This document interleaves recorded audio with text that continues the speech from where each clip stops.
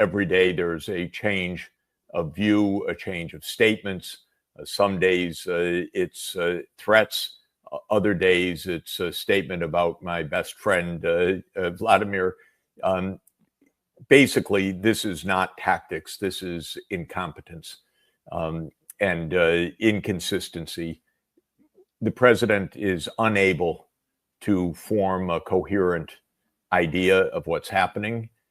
He's pushed by multiple pressures, his own promises to end the war, an American public that is sick and tired of all of this, arms contractors that want to sell weapons, the neocons who are partly war profiteers and partly war ideologues, the European leaders who are in the same camp. They're some combination of warmongers and captives of the military-industrial complex.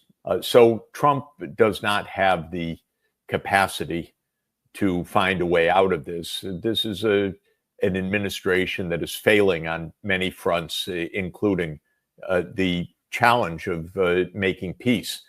Peace is feasible, but it's not self-enforcing or even self-creating by design. It has to be fashioned. There needs to be a framework. It needs to be explained and justified. It needs negotiation, not a 2-hour meeting. None of this is really happening right now. It's very sad. It's very troubling to have such incompetence in the U.S. leadership. But I think that this is basically the explanation of what we're seeing. This is not clever moves. This is not strategic. This is not even tactical. This is just flailing around.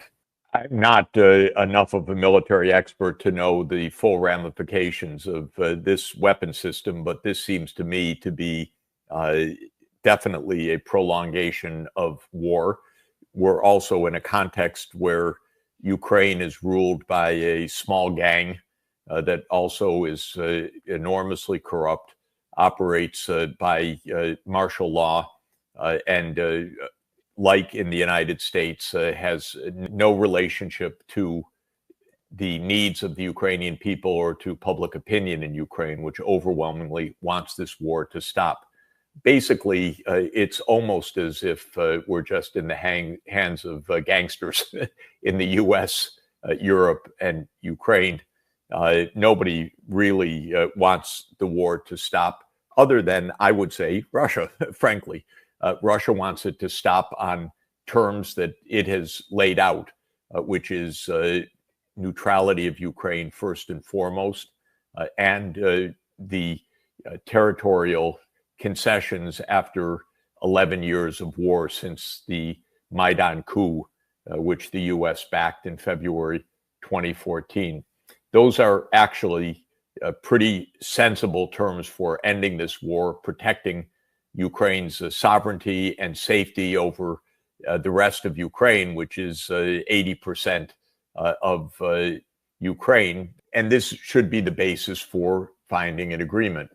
We're not getting there, it seems, again, because it would require a president who is capable of laying out a framework and sticking with it and negotiating on that basis. But we don't have that.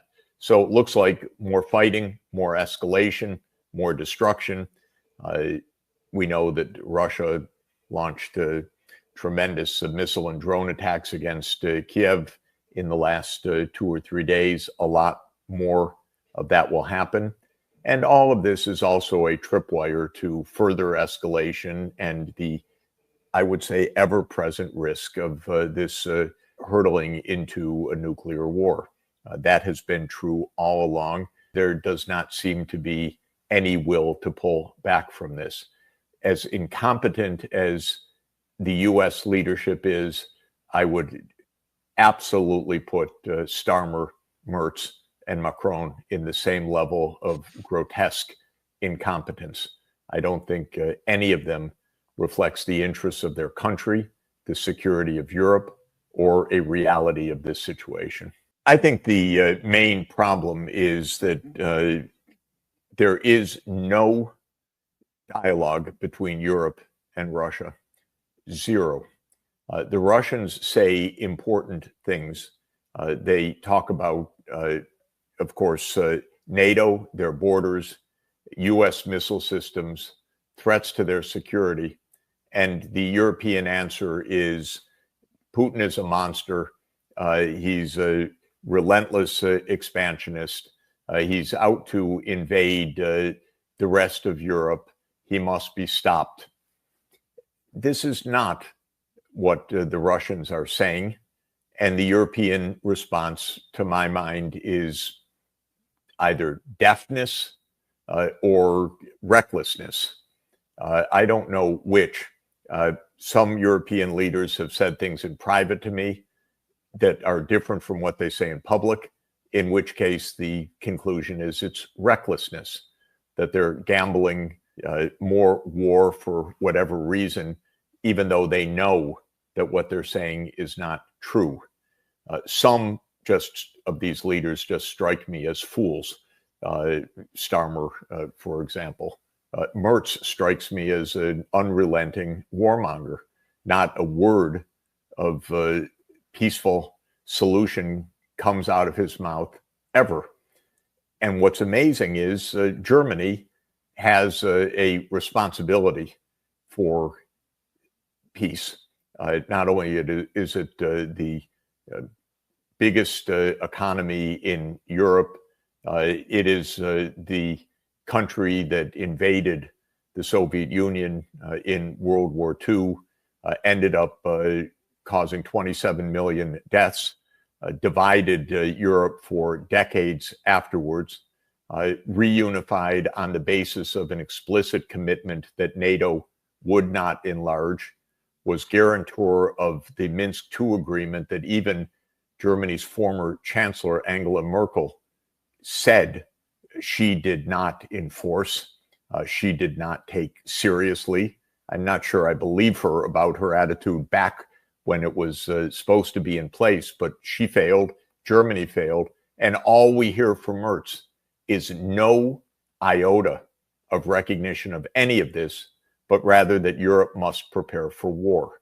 So this is quite alarming. We read histories, we study why did terrible, devastating tragedies like World War I come about, and we debate them in school and write papers about them. But now we're living ourselves, watching with the real shock to the complete recklessness of the actions of political leaders when there is an obvious imperative to sit and talk and maybe disagree, but to not even try to talk and negotiate is something that is completely shocking to me.